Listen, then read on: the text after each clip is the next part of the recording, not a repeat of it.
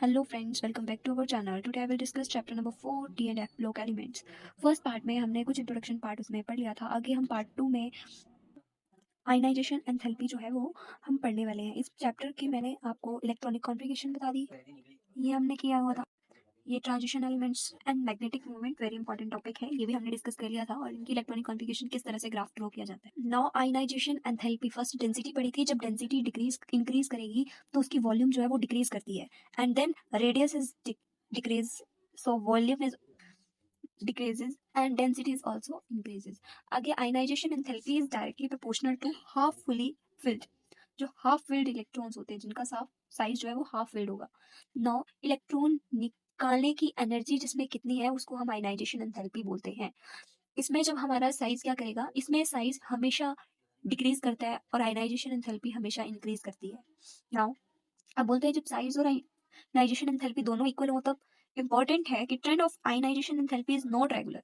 कई बार ionisation enthalpy regular नहीं होती है, तो because of the presence of half full and fully filled. उसका रीजन ये है कई बार हाफ फुल और कई बार फुली फिल्ड इलेक्ट्रॉन्स होते हैं, उसी के कारण. अब जो हमारा क्रोमियम है, क्रोमियम में 3d4 4s1 इलेक्ट्रॉनिक कॉन्फ़िगरेशन होनी चाहिए. अगर हम इलेक्ट्रॉनिक कॉन्फ़िगरेशन स्टार्टिंग से देखते हैं, ठीक है, यहाँ पे जैसे 3d1 3d2 3d, तो यहाँ पे डायरेक्ट 3d5 4s1 क्यों आता है, वो रीजन है.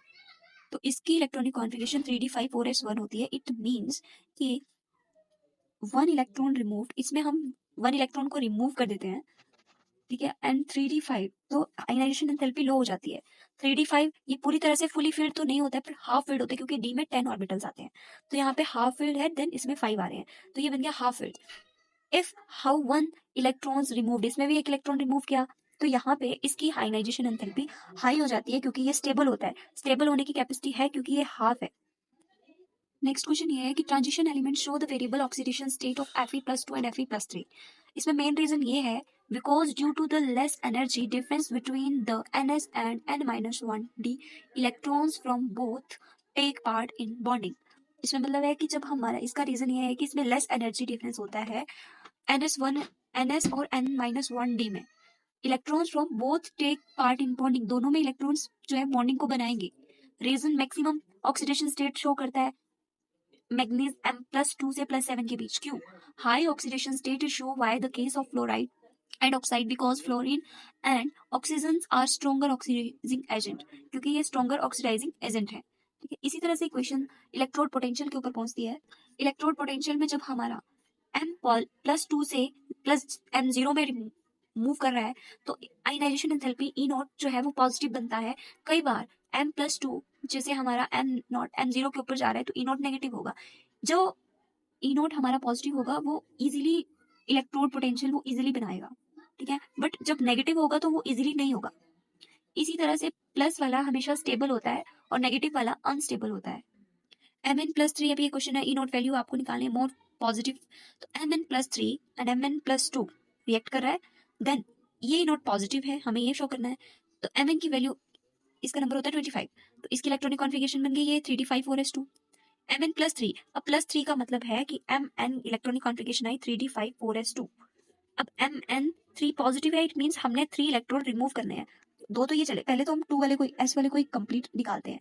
2 निकल गए, एक इससे भी निकालना है तो 3d4 बन जाएगा. इसी तरह से अगर Mn2 पॉजिटिव का निकालना है या +2 का निकालना है तो 2 इलेक्ट्रॉन तो ये निकल जाएंगे, यहाँ पे 3d5 बचेगा. तो यहाँ पे +4 वाला जो है वो नॉट स्टेबल है. स्टेबल क्यों नहीं है? क्योंकि ये फुली फिल्ड नहीं है, ना ही हाफ फिल्ड है. और 3d5 वाला ये स्टेबल होगा because this is the half filled, इसमें 10 होते हैं और यहाँ पे हमारे हाफ फिल्ड 5 है. Okay, that is the half filled and stable. अब नेक्स्ट जैसे हमारा क्रोमियम +2 से +3 में मूव कर रहा है, E0 जो है वो पॉजिटिव है. तो ऑक्सीडाइजिंग एजेंट और रिड्यूसिंग एजेंट जो खुद को रिड्यूस करे, इलेक्ट्रॉन को गेन करे, और जो खुद को ऑक्सीडाइज करे मींस इलेक्ट्रॉन्स को लूज करे. याद रखने का, क्रोमियम +3 किस तरह से मूव करता है जब वो हाफ फिल्ड कॉन्फ़िगरेशन होती है, उसके लिए फॉर्मूला भी होता है 2T2G⁻3, ये फॉर्मूला होता है एक, ठीक है. अब यहाँ पे Cr+2 is the reducing agent. Why क्यों है? Because loss of electron and ये Cr+3, ये जब इलेक्ट्रॉन को लूज करता है तो ये क्रोमियम +3 बनाता है. And then chromium +3 react with T2G3, ये इसके अकॉर्डिंग रिएक्ट होके बनती है.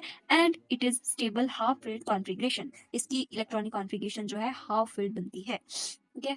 इसी तरह से अब Cr+2 को अगर हम Cu+1 को हम इस तरह से रिएक्ट कर रहे हैं तो वो क्यों कर रहे हैं, वो इस तरह के क्वेश्चन है, इनका आप स्क्रीनशॉट लिख के कर सकते हो। इसी तरह से most of the transition metal of their compound are used to catalyst.